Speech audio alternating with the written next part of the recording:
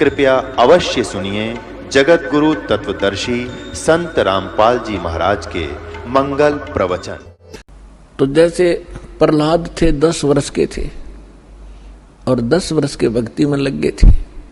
ध्रुव 5 वर्ष के ही थे और परमात्मा के इस तत्व ज्ञान के अंदर सूक्ष्म वेद में बताया है कि 3 वर्ष के बालक को परमात्मा का मंत्र प्रथम मिल जाना चाहिए। यही वेद प्रमाणित करते हैं। 3 वर्ष की आयु में 3 वर्ष जो परम संत होगा वो 3 वर्ष की आयु के बच्चों को ही उपदेश देना प्रारंभ कर देगा।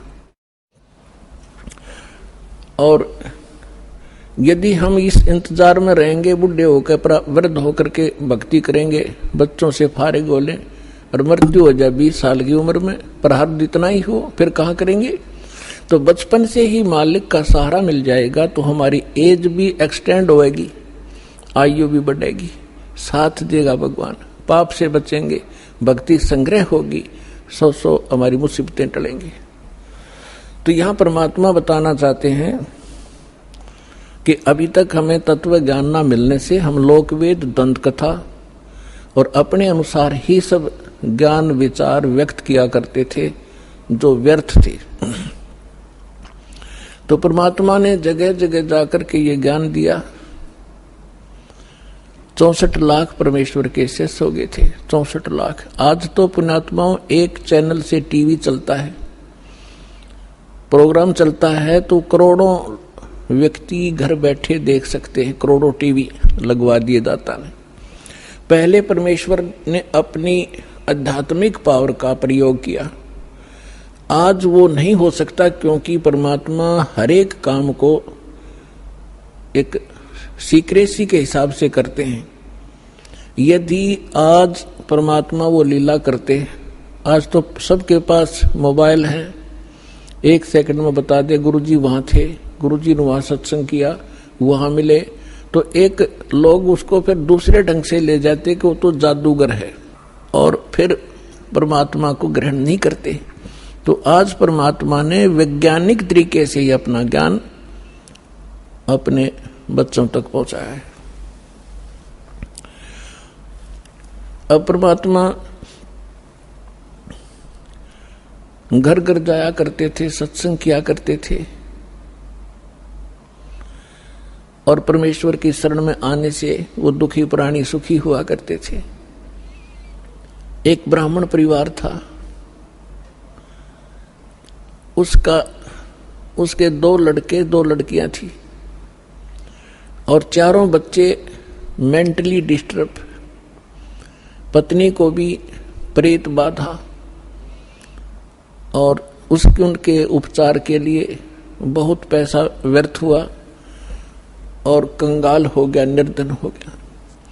रिलेटिव्स भी, नाती भी, रिश्तेदार भी उससे नफरत करने लगे और उन्होंने एक रामानंद नाम के स्वामी रामानंद जी, काशी के एक प्रसिद्ध संत थे, उनसे भी दीक्षा ली और उनसे भी ट्रीटमेंट, अपना समाधान चाहा। उसी समय परमेश्वर आए हुए थे, एक शिशु रूप धारण करके प्रकट हुए थे। काशी शहर के लहर तारा नामक एक सरोवर के ऊपर कमल के फूल पर अपने सतलोक से आकर बालक रूप धारण किया था। नीरू और नीमा नाम के 2 निसंतान पति पत्नी थे, वो परमात्मा को घर ले गए थे। वहां उनकी परवरिश कुंवारी गाय के दूध से हुई थी।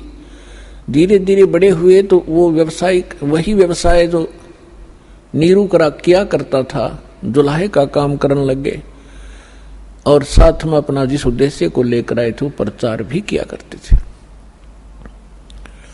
इसी दौरान परमात्मा ने एक लीला की थी, वो अलग कहानी है, फिर से सुनाएंगे। अब इतना ही सुनाएंगे कि स्वामी रामानंद जी और परमेश्वर कबीर जी की गोष्ठी हो रही थी, बैठे थे। उसी समय वो ब्राह्मण पहुंच गया वहां पे और उस ब्राह्मण ने अपने गुरुदेव स्वामी रामानंद जी से कहा कि गुरुदेव, मैं अति दुखी हो चुका हूं, अति आर्त हूं, आपकी शरण आया हूं, मुझे कोई समाधान बताओ। तो रामानंद जी ने उनको बहुत सारे जंतर मंत्र और बहुत से और भी दान धर्म के तरीके बताए थे, उनसे भी उसको कोई राहत नहीं मिली।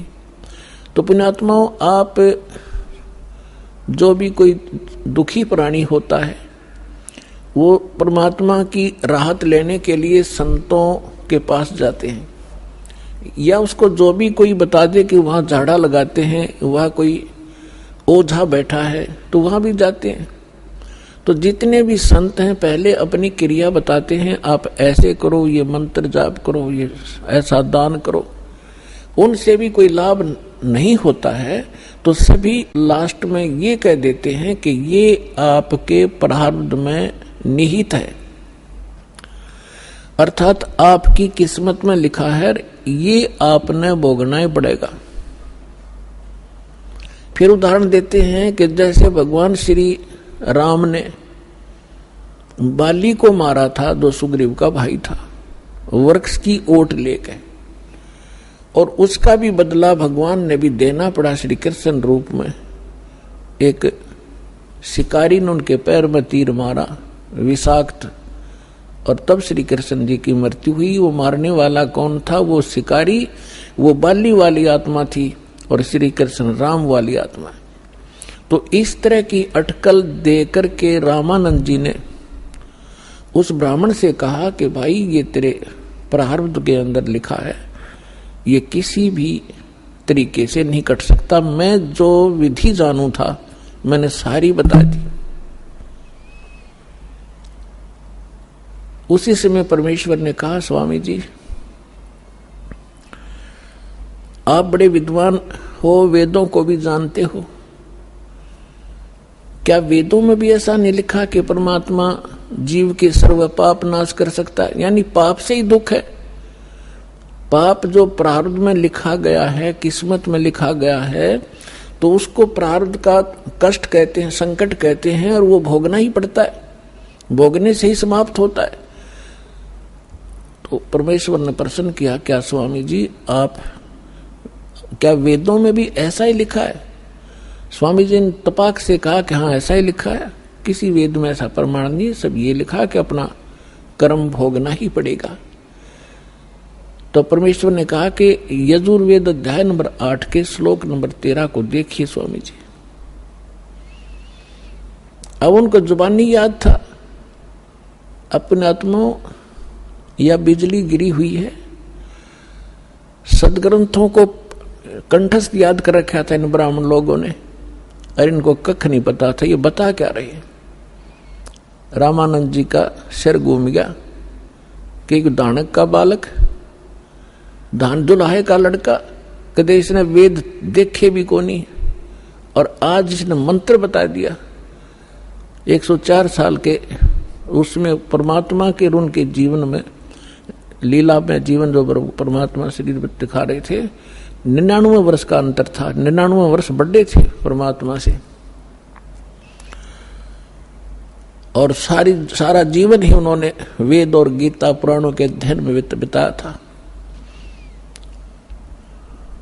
तो परमेश्वर ने कहा, कबीर साहब ने कहा, स्वामी जी